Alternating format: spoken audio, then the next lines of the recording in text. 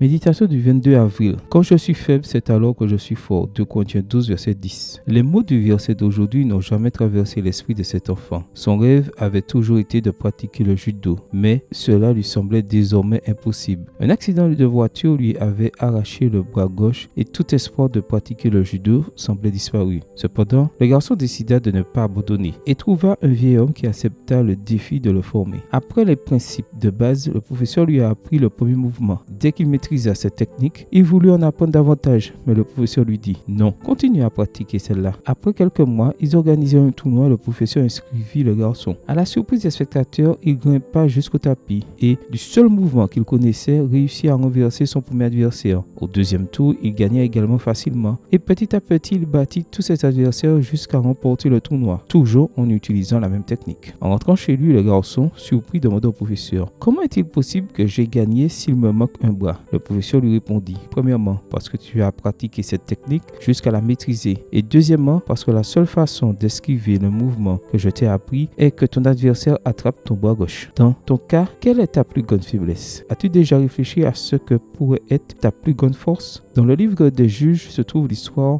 d'Éhoud.